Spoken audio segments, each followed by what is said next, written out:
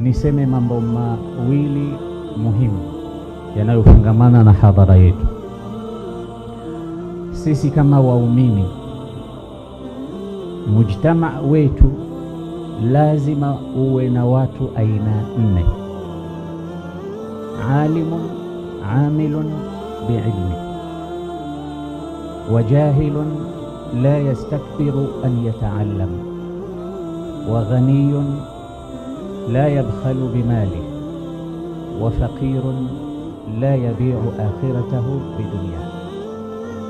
Watu 4 hawa tunaishi nao, na huenda ikawa miongoni mwetu wapo wote aina 4 hawa.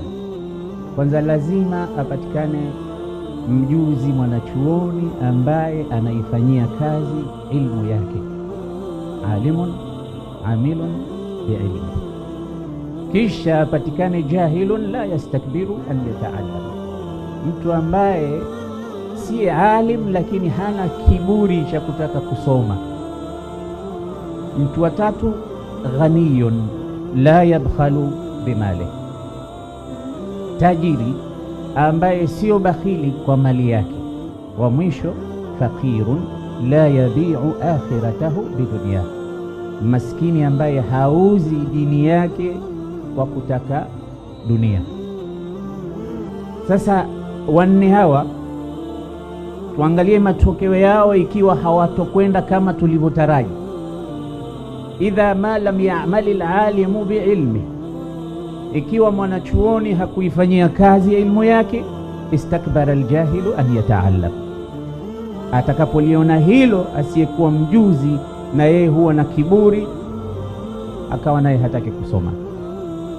Wa idha bakhila alghaniyu bimalihi, na anapokuwa bakhili tajiri kwa mali yake, baa alfaqiru akhiratahu bidunia, naye fukara huwa tayari kuiuza dini yake kwa sababu ya dunia.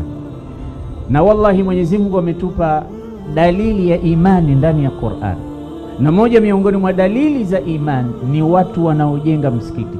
Innama ya'muru masajid Allahi man amana billah wal yawmil akhir wa aqama as-salah wa ata az-zakah wa lam yakhsha illa Allah fa asa ulaika an yakunu min al-muhtadin.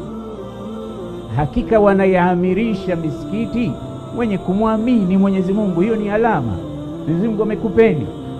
Kisha sikuamini tu, na wakasimamisha sala, wakatoa zaka, hawakumpenda wala kumwogopa yoyote isipokuwa Allah.